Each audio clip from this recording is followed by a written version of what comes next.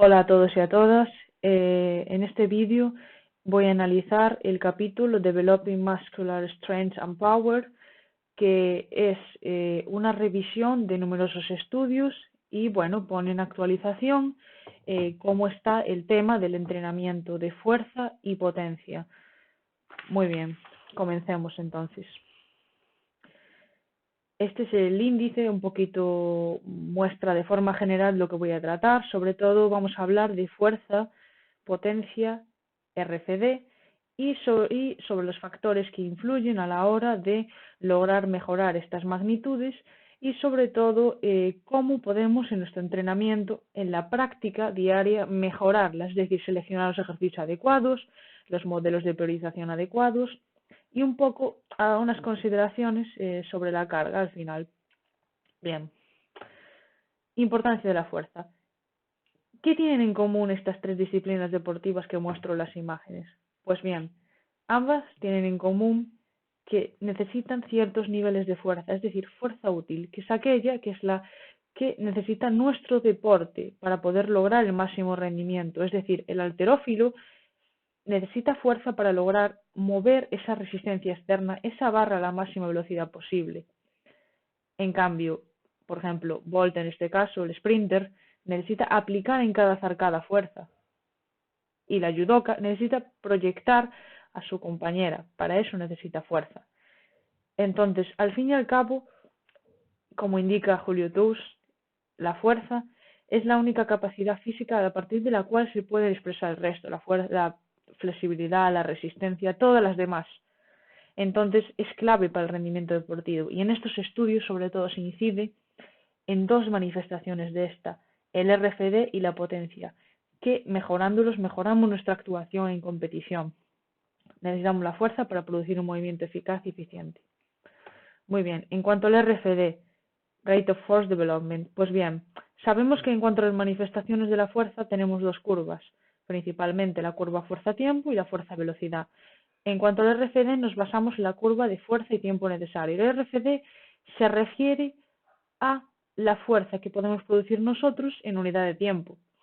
Es decir, imaginemos la primera imagen, una persona en una prensa de piernas, ejerce fuerza. La primera parte de la curva es la fase isométrica, ¿no?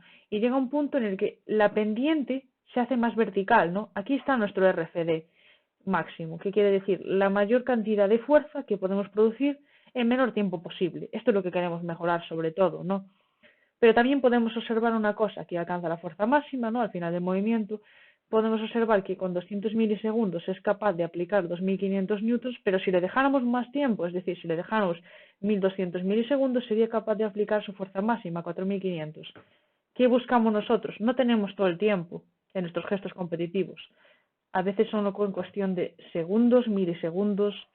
Entonces buscamos que nuestro atleta pase de esta tipología de curva a desplazarla hacia la izquierda, es decir, mejorar su RCD, que sea capaz de aplicar más fuerza en menos tiempo. Con esto desarrollaremos una mayor potencia. Veremos ahora por qué. Sabiendo que la potencia es la fuerza por la velocidad, nosotros podríamos pensar, bien, si esto es así, si mejoramos nuestra fuerza, pero nuestra velocidad tampoco la mejoráramos mucho, sí que mejoraríamos esta potencia. Esto es cierto, pero estamos basándonos en gestos competitivos, somos atletas de rendimiento, que no tenemos, por ejemplo, un rebote baloncesto, en este caso, el deportista que lograría el balón sería aquel que fuera capaz de aplicar la fuerza con la mayor velocidad posible. Es decir, sobre todo lo que nos interesa es mover cualquier tipo de resistencia, la que sea, a la máxima velocidad de movimiento. De hecho, numerosos estudios, numerosas revisiones indican que hay una gran diferencia entre los atletas iniciados y los experimentados respecto a esto. Los atletas experimentados estarían en esta zona de la curva, capaces de aplicar fuerza a una gran velocidad posible. En cambio, los iniciados estarían más hacia la zona de la izquierda. Además, ¿por qué es importante la potencia? Al fin y al cabo, nos va a hacer mejorar en sprints, los saltos, cambio de dirección y lanzamiento. Al fin y al cabo, la mayor parte de los deportes tienen estos componentes. Bien, pasamos al siguiente. Entonces, bueno, aquí podemos ver un resumen de las gráficas, ¿no? Aquí, bueno, es un salto CMJ, podemos ver como la persona que está, el atleta más bien que está, el atleta más fuerte, ¿no? Más experimentado, podemos ver que alcanza un RFD mayor, por lo tanto, es capaz de producir, en resumen, más fuerza en menos tiempo. Además, en cuanto a la potencia, tiene un pico de potencia máximo bastante mayor, bueno, tampoco tanto, pero lo más importante de aquí es que puede aplicar esta potencia también en menos tiempo. Esto marca el éxito deportivo. Pero también hay otros factores que influyen en esta fuerza y potencia, ¿no? Tenemos factores morfológicos, como por ejemplo la sección transversal del músculo, ¿no? Que sería la circunferencia muscular, ¿no? No confundir con volumen. Volumen es longitud por la sección. Cuando mejoramos la sección transversal del músculo, quiere decir que aumentamos nuestros sarcómeros, quiere decir que hay más interacciones entre los puentes cruzados de actina y miosina, por tanto somos capaces de producir más fuerza. Pero esta fuerza no la somos nuestra fuerza máxima en cierto sentido, no por unidad de tiempo. Bien, además hay que tener en cuenta varias cosas.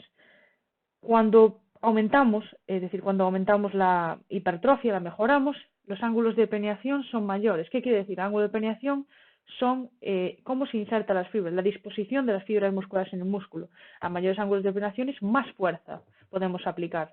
Además de esto, mejoraremos nuestro perfil de fuerza, velocidad, debido a que si mejoramos, en este caso, la hipertrofia de las fibras tipo 2, que son las fibras rápidas, nos permitirán aplicar, como bien sabemos, más fuerza por unidad de tiempo. Son las rápidas, al fin y al cabo.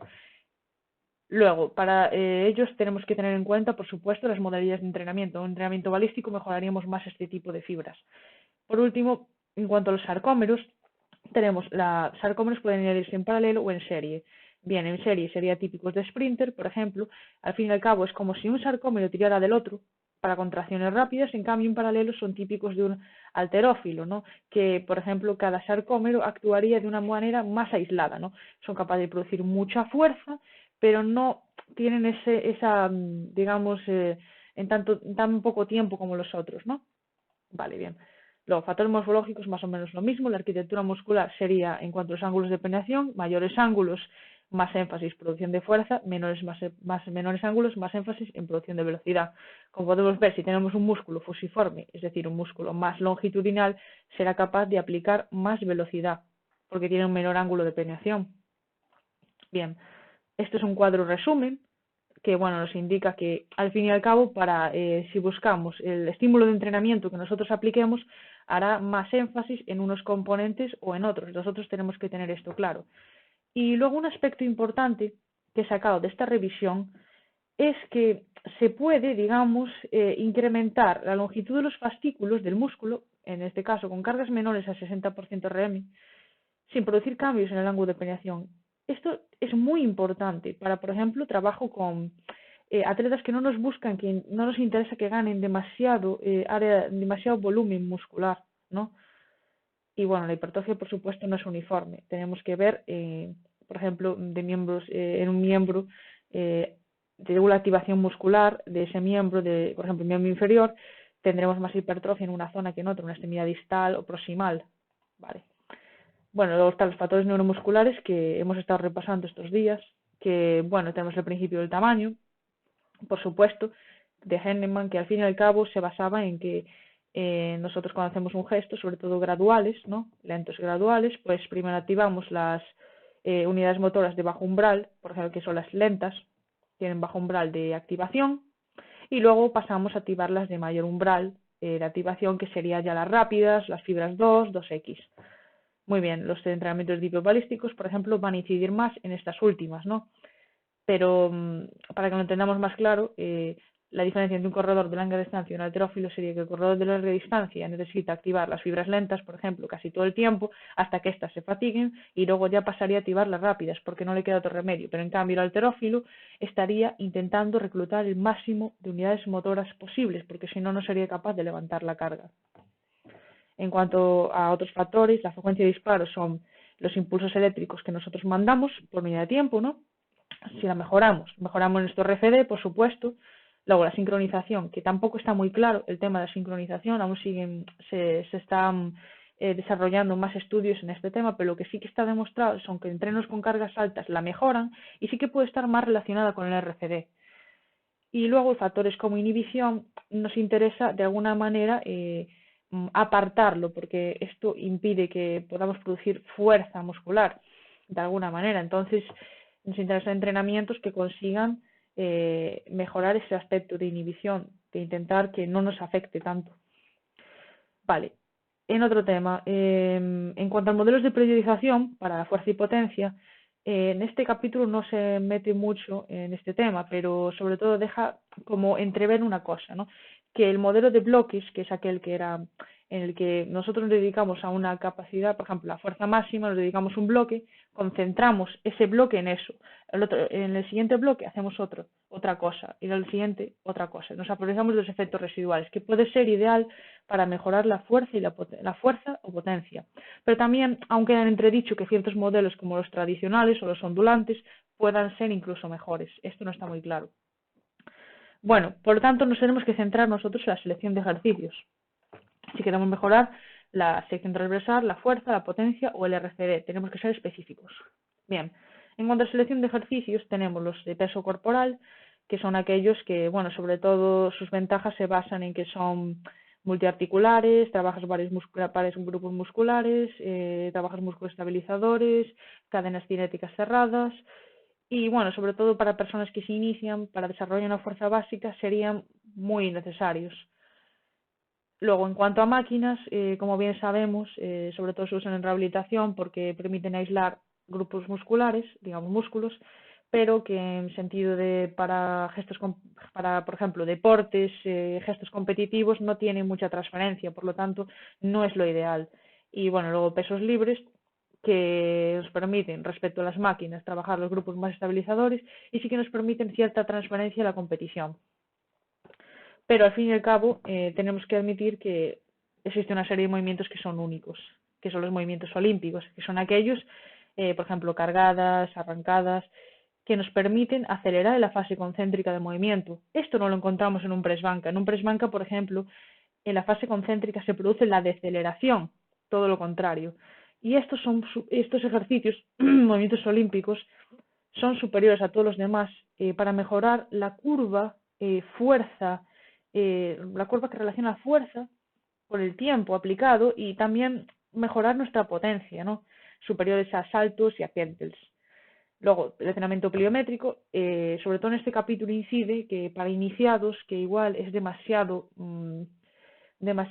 demandante. Entonces ellos deberían de empezar con, por ejemplo, los movimientos de peso corporal para luego ya ir pasando a estos, y cuando pasen deberían ser muy bien periodizados y teniendo en cuenta que también debemos de emplear el principio de la sobrecarga, ¿no? Cuando ya lleven un tiempo con la pliometría tenemos que ir añadiendo las cargas pequeñitas adicionales para que mejoren.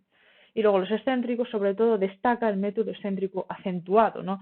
Que se basaría en que la fase excéntrica del movimiento puedes añadir más carga incluso, es decir, mediante un sistema que le puede quitar peso la concéntrica, pero luego se le añade la excéntrica. Bien. Luego tenemos el CT, Complex Training, que se basa sobre todo en las activaciones, ¿no? Por ejemplo, realizar press banca y luego realizar un movimiento balístico similar, que se base en este caso un empuje horizontal, ¿no? Por ejemplo, lanzamientos con balón, podría ser una sentadilla trasera, y luego realizar un salto, un CMJ, se mejora, se potencia el movimiento. Y luego también tenemos aquí la PAP o los sistemas SPPCS, que son sistemas que se basan en esas potenciaciones, ¿no? En ciertas personas sí que funciona, pero en otros individuos, otros atletas no responden tan bien. Y sería, por ejemplo, en powerlifting, realizar un press banca muy fuerte, con una carga muy elevada, y luego realizar la serie efectiva de la sesión, ¿no? Para intentar reclutar esas unidades motoras y que el músculo tenga esa memoria muscular para luego ya estar preactivado. Bien, y luego ejercicios unilaterales versus bilaterales, ¿no? Los unilaterales estarían bien incluirlos en las fases de temporada como los periodos preparatorios generales, no nos podemos olvidar de ellos, y los bilaterales sobre todo sirven para desarrollar más la fuerza, más características de fuerza máxima, por ejemplo. Luego, métodos variables son muy interesantes. Para atletas novatos no, pero para entrenados son muy interesantes, ya que, por ejemplo, nos permiten mejorar en nuestros peores puntos de movimiento, nuestros sticking points. De alguna manera trabajamos por porciones, por fases de movimiento, ¿no? Y son muy interesantes por ello. Y sobre todo se dan con cadenas o con bandas elásticas. Por último, tenemos los kettlebells, las pesas rusas, que son interesantes para trabajar la potencia, ¿no? Porque nos permiten una gran explosividad y está muy de moda en el CrossFit, como bien sabéis, ¿no? Pero los principios de sobrecarga son muy difíciles de cumplir, ¿no? No vas a coger una kettlebell de 100 kilos, como indica el artículo. Pero bueno, sirven para complementar. Y luego los balísticos, contra no balísticos, está claro que los balísticos, si queremos llegar a ese umbral de unidades motoras que tienen ese umbral de activación tan elevado, necesitamos este tipo de ejercicios, que sobre todo se basan al fin y al cabo en movimientos olímpicos. Es la clave, nos permite un mayor RCD y fuerza. Por último, en cuanto a la carga, tenemos que tener en cuenta que el fallo muscular no es el camino adecuado, solo nos producirá frustración y lesiones, y que, bueno, si en caso de incluirlo, si somos culturistas, por ejemplo, deberíamos incluirlo con moderación y, por supuesto, no es un elemento indispensable.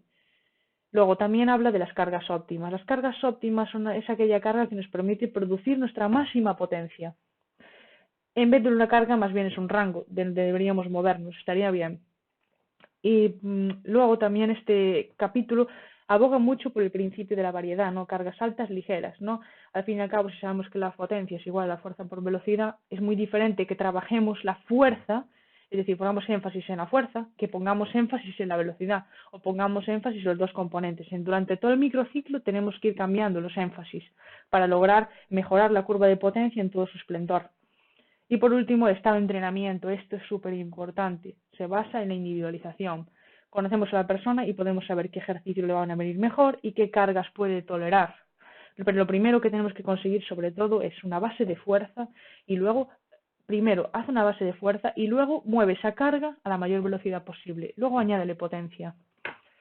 Por último, y en conclusión, la fuerza muscular es un factor clave del rendimiento deportivo y las manifestaciones de RFD y potencia, por tanto, son éxito deportivo si las mejoramos. Y bueno, tenemos factores morfológicos y neuromusculares, son los que debemos de trabajar con nuestro entrenamiento, con nuestra selección de ejercicios, periodización, y también tenemos que tener en cuenta, por supuesto, la persona con la que trabajamos. Por último, en cuanto a esto, es muy importante que los atletas más novatos no les mandemos a hacer ejercicios como complex training o métodos variables de entrenamiento. Tenemos que ir por la base primero, para que luego ya se desarrollen mejor y puedan desarrollar mayores potencias. La bibliografía, por último. Bueno, bibliografía de imágenes. Y por último, gracias por vuestra atención y sobre todo quiero dejar clara una cosa con esta frase de Arnold, ¿no? La fuerza muchas veces no viene de la victoria, no se basa simplemente en el éxito, ¿no? La fuerza viene de las dificultades que eres capaz de vencer, ¿no? Nosotros muchas veces nos centramos como entrenadores, y es normal, en conseguir esos mejores ejercicios, en conseguir ese mejor modelo de priorización, en ver ese artículo que dice que este modelo es bueno y aplicarlo. Pero muchas veces tenemos que tener en cuenta la persona con la que trabajamos. Al fin y al cabo, la psicología de la persona es la clave. ¿Qué más da que tengamos todo perfecto si al fin y al cabo la persona no es capaz de aplicar esto, no le viene bien? Tenemos que tener en cuenta esto. El poder mental también es una clave. En este artículo no lo señala mucho porque se basaba más en factores estructurales, pero es clave.